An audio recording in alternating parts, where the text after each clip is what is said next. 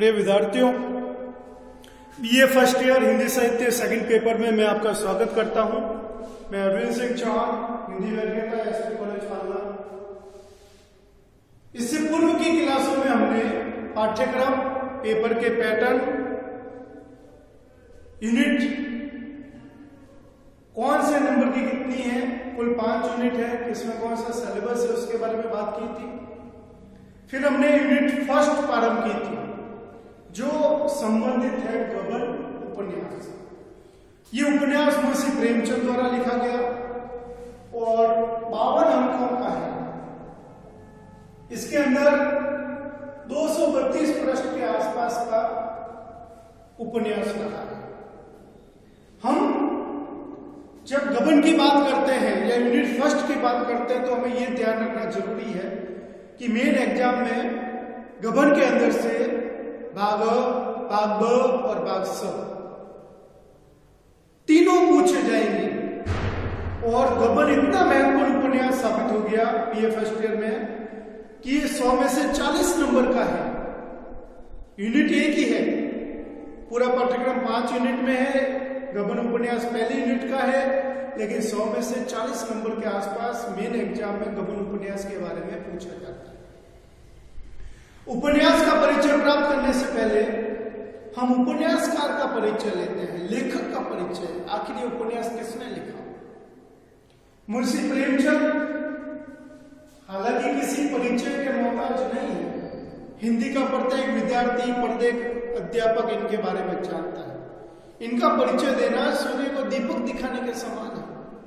फिर भी हम थोड़े बहुत सामान्य जानकारी प्राप्त करते हैं जिससे हम भाग अ, भाग ब या भाग स में उस जानकारी का प्रयोग कर सके। मुंशी प्रेमचंद का जन्म होता है 1880 ईस्वी में उत्तर प्रदेश के बनारस, और बनारस में भी लम्ही गांव, वहां पर मुंशी जी जन्म लेते हैं एक मध्यम वर्गीय परिवार में। इनकी जीवन यात्रा 1936 ईस्वी में समाप्त हो जाती है। अल्प आयु में ही ये प्राण त्याग देते हैं। और हिंदी में अधिकतर ये विसंगति रही है, त्रासदी रही है कि जयशंकर प्रसाद हो, मुंशी प्रेमचंद हो, भारतेंदु हरिश्चंद्र हो, ये बहुत ही कम जीवन धारण करते हैं। लेकिन उस कम जीवन में भी ये हिंदी की बहुत अधिक सेवा कर जाते हैं। मुंशी प्रेमचंद 1880 से 1936 ईस्वी का जन्म, उत्तर प्रदेश से ताल्लुकात रखते थे। मुख्य क्षेत्र था बनारस। हिंदी में जब ये प्रवेश करते हैं, उससे पूर्व की बात करें तो जन्म के बाद इनका वास्तविक नाम जो हमें मिलता है वो एक श्रीवास्तव ब्राह्मण परिवार से जुड़ा हुआ होने के कारण नाम था धनपत राय। ये इनका मूल नाम था, वास्तविक नाम। फिर साहित्य की तरफ रुझान हो गया। उस समय हिंदुस्तानी, हिंदी और उर्दू का मिश्रण बहुत ज्यादा बोली और लिखी जाती थी। मुंशी प्रेमचंद हिंदुस्तानी की तरफ झुक गए, मुड़ गए, उसमें साहित्य लेखन करने लगे, अर्थात उर्दू में साहित्य लेखन लिखने लगे। उर्दू में जब ये साहित्य लेखन लिखने लगे तब इन्होंने अपना नाम रखा नवाब राय बनारसी। चूंकि बनारस के थे इसलिए तकिया कलाम के रूप में बनारसी का उपयोग किया, नवाब राय बनारसी। उर्दू में इन्होंने कई सारी कहानियां, कई सारे उपन्यास लिखे जो बहुत प्रसिद्ध हुए उर्दू प्रचलित भाषी लोगों में। लेकिन इनके जीवन में एक मुख्य घटना, एक कहानी संग्रह सोजे वतन,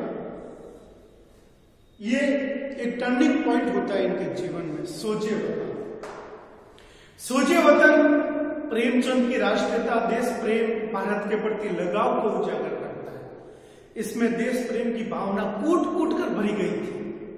इसी कारण जब सोजे वतन प्रकाशित हुआ तो इतना ज्यादा प्रसिद्ध हो गया, विख्यात हो गया कि अंग्रेज जो उस समय सत्ता का उपभोग कर रहे थे वो इससे डर जाते हैं, इस छोटी सी किताब से। और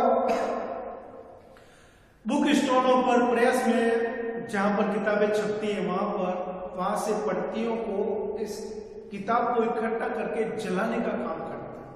और फिर कई सारी गिरफ्तारी की जाती है, वारंट निकाले जाते हैं, पुलिस का भय बनाया जाता है कि इस किताब को लिखने वाले नवाब राय को पकड़ा जाए।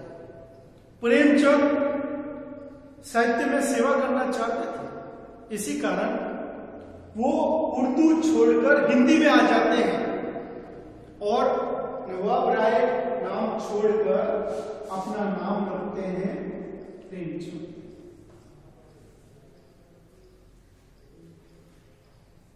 प्रेमचंद नाम रखना, उर्दू से हिंदी में आना, ये दोनों सुझाव, यहां तक कि प्रेमचंद का प्रेमचंद नामकरण करने वाले हैं एक उपन्यासकार दया नारायण निगम।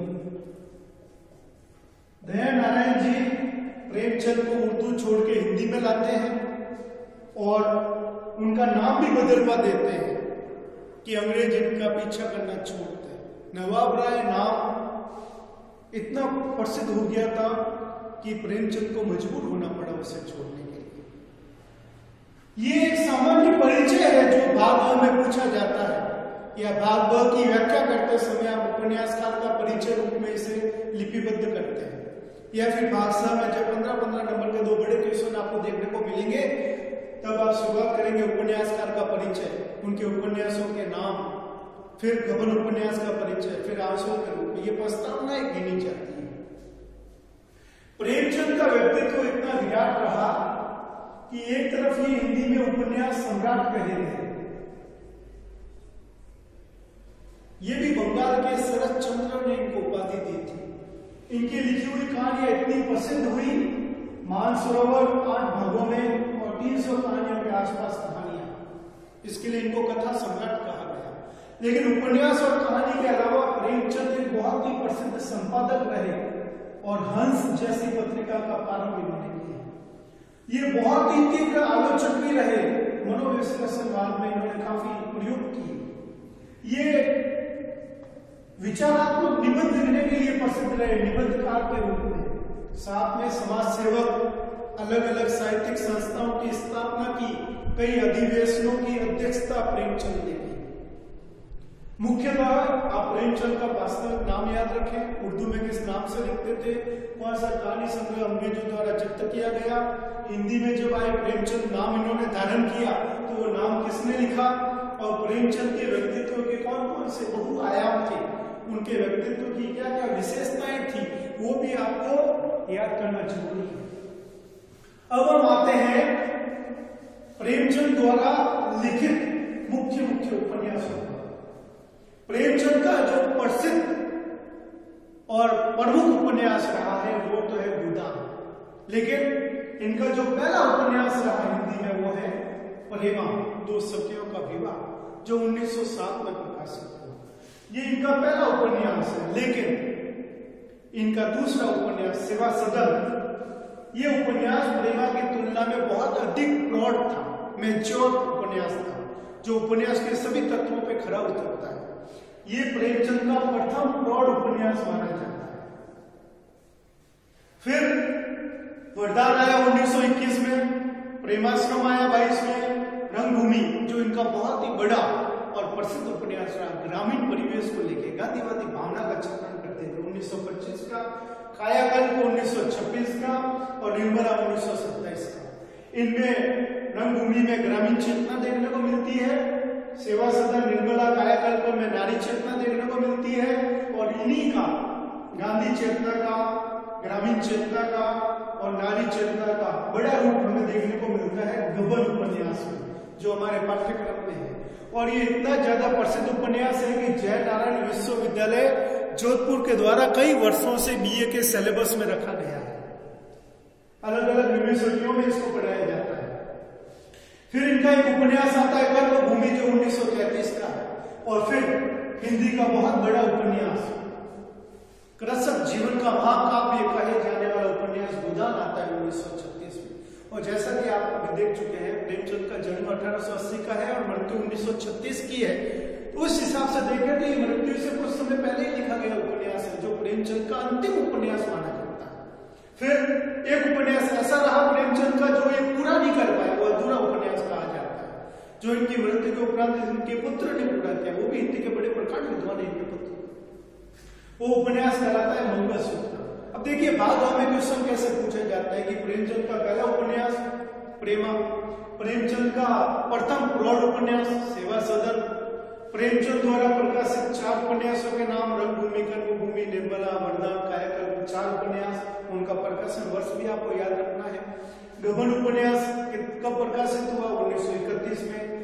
प्रेमचंद का सबसे प्रसिद्ध उपन्यास गोदान, प्रेमचंद द्वारा लिखित अधूरा उपन्यास मंगलसूत्र। ये सब उपन्यासों के बारे में, भागवत के बारे में 2 क्वेश्चन के रूप में पूछे जाते हैं।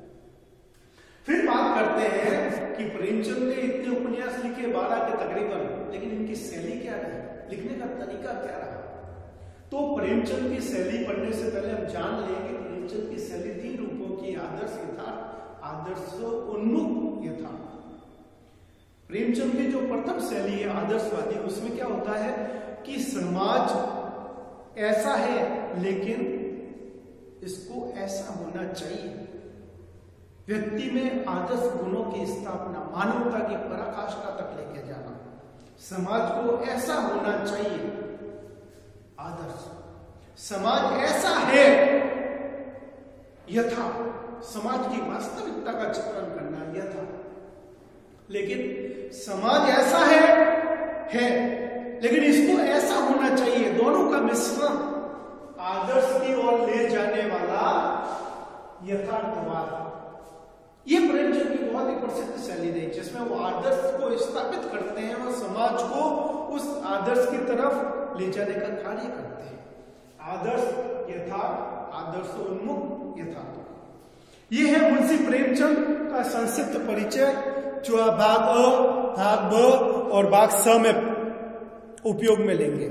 चूंकि इससे जुड़े हुए क्वेश्चन परीक्षा में आते रहते हैं, और भाग अ में जैसे कि मैंने आपको बताया छोटे छोटे क्वेश्चन पूछे जाते हैं कि प्रेमचंद का अंतिम और प्रसिद्ध उपन्यास गबन उपन्यास का प्रकाशित हुआ, प्रेमचंद के 2-4 उपन्यासों के नाम और प्रकाशन वर्ष, प्रेमचंद का पहला प्रौढ़ उपन्यास, प्रेमचंद का प्रथम उपन्यास, प्रेमचंद द्वारा लिखित अधूरा उपन्यास, मुंशी प्रेमचंद का जन्म, मृत्यु कब हुई, कौन से जन्म के थे, उनका मूल नाम क्या है, वास्तविक नाम क्या है, उर्दू में उनका क्या नाम था, उर्दू से हिंदी में लिखने के लिए क्यों आते हैं, प्रेमचंद नाम कब रखा गया और किसके द्वारा रखा गया।